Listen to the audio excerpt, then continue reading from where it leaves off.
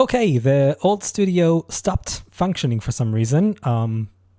Things were getting very buggy, and playing videos on the stream didn't work at all. You couldn't hear a thing for some reason. So this is the new studio. Welcome. My name is Yair Mohr. I don't have the logo yet. This is more about a special update episode for yesterday's episode, in which I went all doom and gloom about the notion of the US government taking a stake in Intel.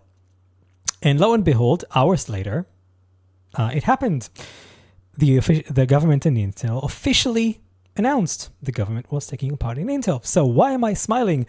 Whereas yesterday I was all doom and gloom about it. Well, unlike so-called journalists, I actually bothered to read the available information about the agreement, not from media outlets, because they have no idea what they're talking about. I actually went and lo and behold, yes, the new design has no more annoying 3D animations. This is Intel's official PR announcement.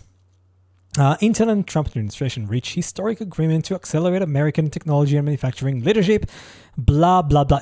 From the length of the title, you see this is an official PR bullshit, but it does contain some useful information, like the fact that Trump said in the event, which I'll show later, and to show off the new studio can actually play videos and you can actually hear what is said. All sorts of PR talk, prices, and this is the important part. After they talk about the prices, which Trump said the government didn't pay for the share in Intel. It's not true. The government didn't pay extra for what it already promised Intel it would give the company as part of CHIPS grants and Enclave something grant. I have no idea what that is. I only know the CHIPS Act from Biden's administration. But this is the important part. The government's investment in Intel will be a passive ownership with no board representation or other governance or information rights.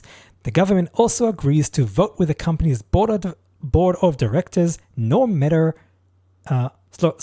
matters requiring shareholder approval with limited exceptions. This is very important because yesterday I decried the government trying to take over Intel. This clause says the government is not taking over the company. It will have no say in what the company does.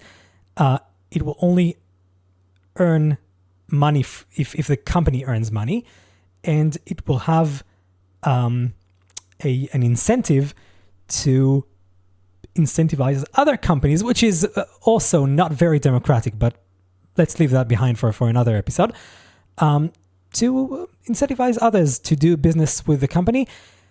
Many democracies do that, not with the president being the negotiator. Usually it's some bureaucrat in the Ministry of Secretary or of Treasury. But it's way less horrible than I thought from the articles that were published before this agreement. And I have to say, most reports I read about it, even by the Wall Street Journal, which I'll show. You don't see the tabs there. I'll show you in a bit. Most media outlets completely failed to mention this part, this blue paragraph there.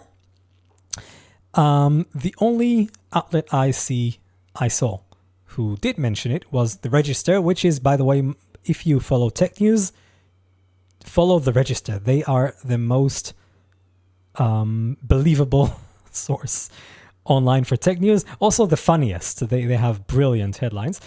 But even they, let's count together. Count paragraphs. Number 1, number 2, number 3, number 4, number 5, 6, 7, 8, 9.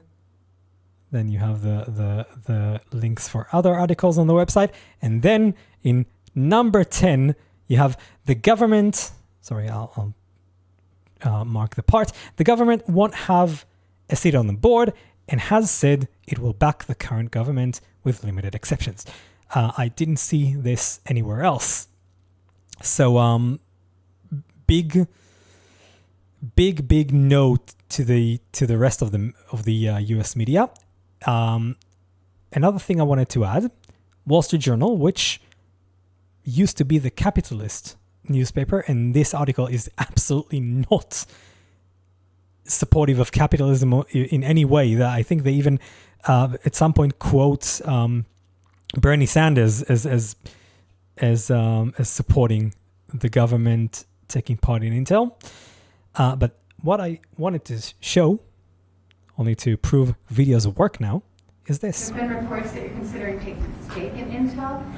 About the 10%? About the 10%. Yeah, I met a man. He was a very nice man, and I called for his removal because I saw something by a man named Tom Cotton, a senator from Arkansas. He's a great guy, friend of mine, supporter of mine, big supporter. I'm a supporter of his too. And he wrote a pretty nasty story about the head of Intel. And I said, well, if that's right, he should resign. And he came in, he saw me, we talked for a while. I liked him a lot. I thought. Notice how his eyes are, they are usually like very, very tiny, but in this specific example, they are shut off. Like, it looks like he's falling asleep while he's speaking. And then when they're open, he looks like this. He was very good. I thought he was somewhat a victim, but nobody's a total victim, I guess.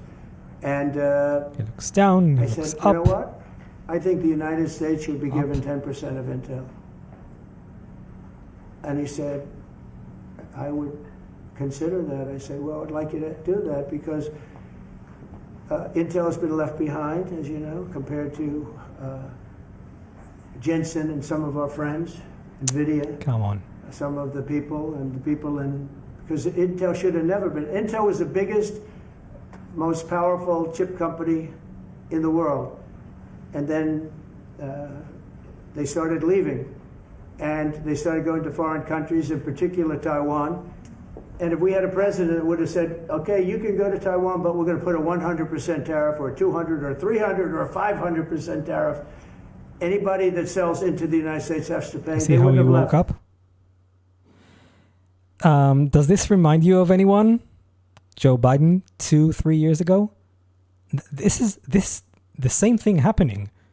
He's tired. He's mumbling. He doesn't complete a sentence.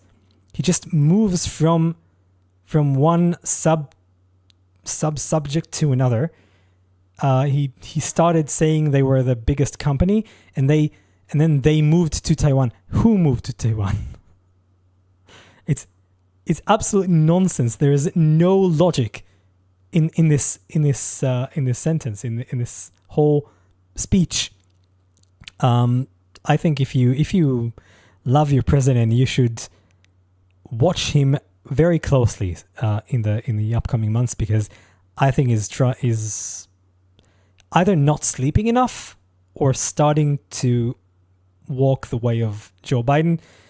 This is another problem, but yeah. As for the deal, I think it's a nice deal. It's not as bad as I said yesterday. Kudos to the Trump administration. I don't know. There are people who think presidents have those lookalikes who replace them when they're not available, when they're doing secret stuff. If Trump really has a stunt double, this has to be him, because this is not a Trump speech. He's so tired and he's looking like this and like this. Something's not right there, right? This is not the Trump we know. This is not the live Trump. This is a dead Trump, which is very worrisome for me. Anyway, this was my special update. Let's go back to me. Sorry, from an initial version of the new studio, and you'll see me next week.